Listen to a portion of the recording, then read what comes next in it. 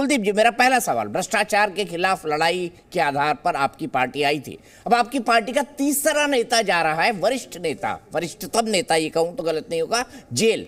तो मतलब क्या हुआ, ऐसा क्या हो गया इतने साल? देखिए, अभी प्रधानमंत्री जी का मैं अभी देख रहा था आपके चैनल पे, वो कह रहे थे कि अगर चोरी करोगे तो भाई जेल जाना पड़ेगा, भाई भ्रष्टाचारियों को जाना पड़ेगा भाई।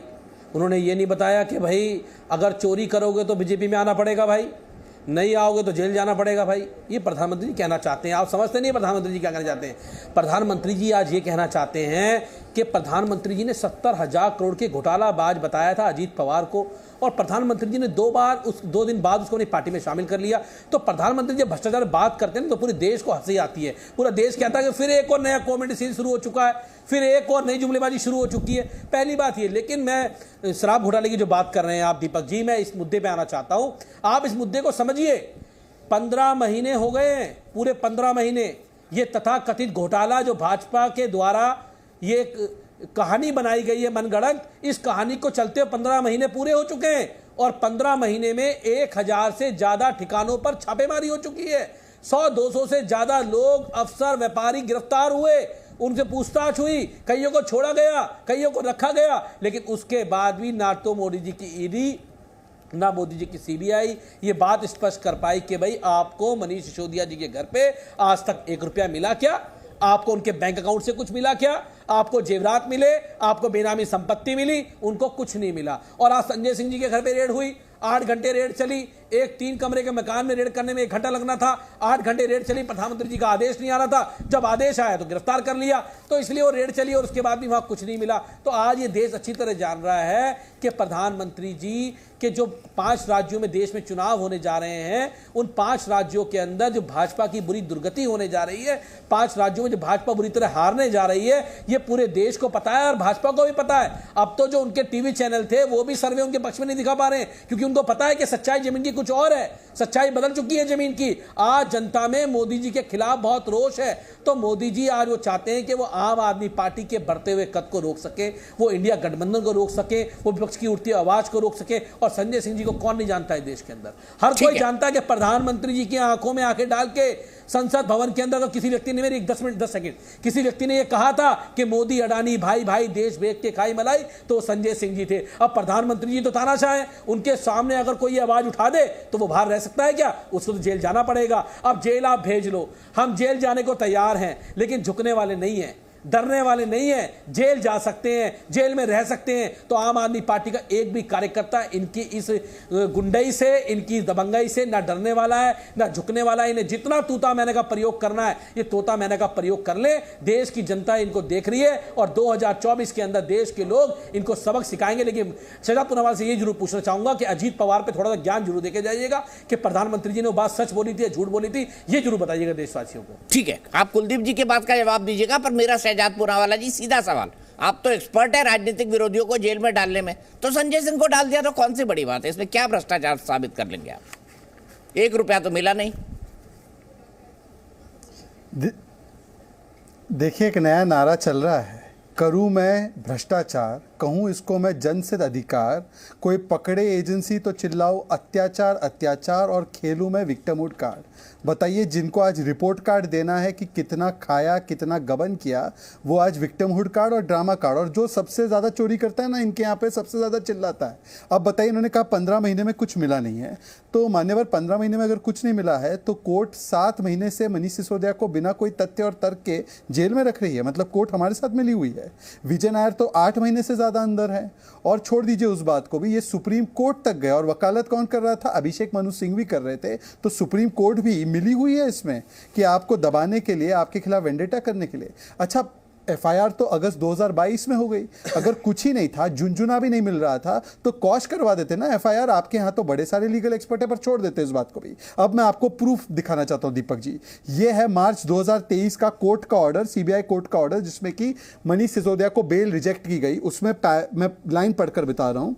The payment of advance kickbacks of around 90 to 100 crores was meant for him मतलब Manish Sisodia and other colleagues in GNCTD, and 20 to 30 crores have been routed through co-accused Vijay Nair, Abhishek Boinpally and approver Dinesh Arora.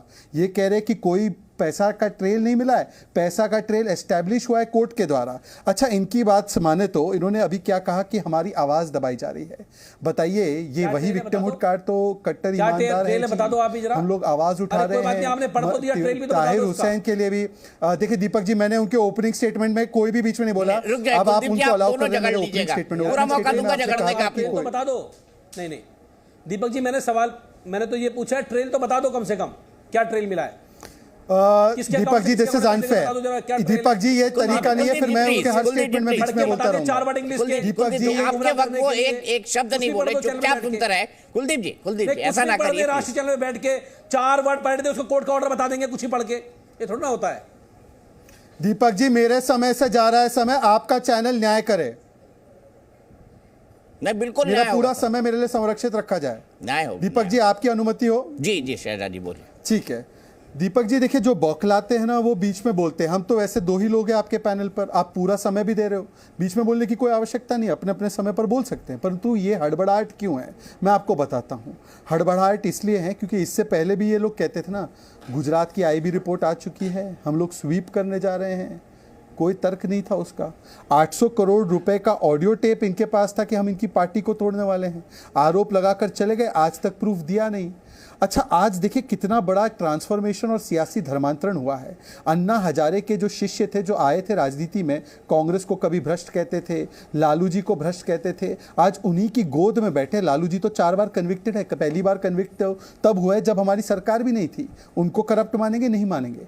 Himanta Biswa Sharma पर चले जाएंगे, किसी और पर चले जाएंगे। आपके पास अगर उनके खिलाफ प्रूफ है तो जाकर कर दीजिए केस। हिमंता बिस्वा शर्मा के खिलाफ आप लोग गए थे असम की हाईकोर्ट में, वहां से उनको क्लीन चिट मिली है, अब कर दीजिए अगर आपके पास प्रूफ है तो केस। पंजाब में तो आप खैरा जी को जेल में डाल देते हैं, आपकी सरकार है, वहां पर पुलिस भी आपकी है, आपके पास भ्रष्टाचार के इतने बड़े आरोप है, अजीत पवार से लेकर किसी पर भी।